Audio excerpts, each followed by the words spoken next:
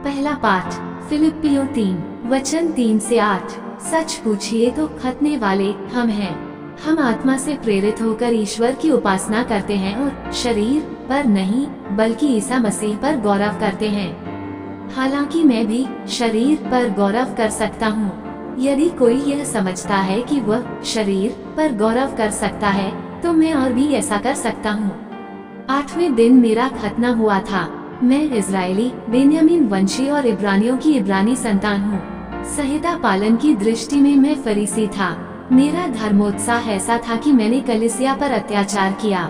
संहिता पर आधारित धार्मिकता की दृष्टि में मैं निर्दोष था, किंतु मैं जिन बातों को लाभ समझता था उन्हें मसीह के कारण हानि समझने लगा हूँ। इतना ही नहीं, मैं प्रभु ईसा मसीह को जानना सर्वश्रेष्ठ लाभ मानता हूँ और इस ज्ञान की तुलना में हर वस्तु को हानि ही मानता हूँ।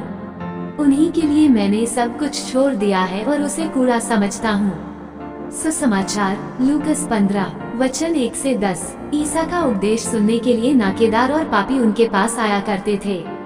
फरीसी और शास्त्री यह कहते हुए भुनाते थे, यह मनुष्य पापियों का स्वागत करता है और उनके साथ खाता पीता है। इस पर ईसा ने उनको ये दृष्टांत सुनाया, यदि तुम्हारे 100 भेड़ें हों और उनमें एक भी भटक जाए तो तुम लोगों में कौन ऐसा होगा जो 99 भेड़ों को निर्जन प्रदेश में छोड़कर न जाए और उस भटकी हुई को तब तक न खोजता रहे जब तक वह उसे नहीं पाए। पाने पर वह आनंदित होकर उसे अपने कंधों पर रख लेता है और घर आकर अपने मित्रों और पड़ोसियों को बुलाता है और उनसे कहता है, मेरे साथ आनंद मनाओ क्योंकि मैंने अपनी भटकी हुई भेड़ को पा लिया है। मैं तुमसे कहता हूँ, इसी प्रकार 99 धर्मियों की अपेक्षा जिन्हें पश्चाताप की आवश्यकता नहीं है, एक पश्चातापी पापी के लिए स्वर्ग में अधिक आनंद मनाया जाएगा। अथवा कौन ऐसी स्त्री होगी जिसके पास 10 सिक्के हों और उनमें एक भी खो जाए तो बत्ती जलाकर और घर बुहार कर सावधानी से तब तक न खोजती रहे जब तक वो उसे नहीं पाए। पाने पर वह अपनी सखियों और पड़ोसिनों को बुलाकर कहती है, मेरे साथ आनंद मनाओ क्योंकि मैंने जो सिक्का खोया था उसे पा लिया है। मैं तुमसे कहता हूँ, इसी प्रकार ईश्वर के दूत एक पश्चातापी पापी के लिए आनंद मनाते हैं। मनन चिंतन। ईश्वर का गणित बड़ा अजीब है। उनके लिए 99 भेड़ों से अधिक एक खोई हुई भेड़ अधिक महत्वपूर्ण है। उसी तरह से एक खोया हुआ सिक्का मिलने पर उस स्त्री अपार आनंद होता है। आखिर क्यों एक खोई हुई भेड़ मिलने पर और एक खोया हुआ सिक्का मिलने पर इतना आनंद मनाया जाता है?